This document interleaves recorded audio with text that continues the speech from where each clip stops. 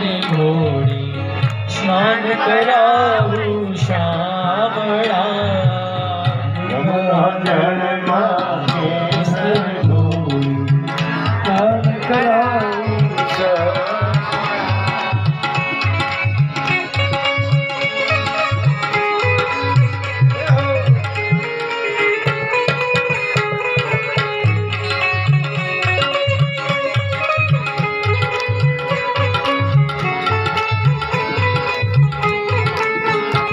ભગવાનને સ્નાન કર્યું છે આવું હવે થોડી વાર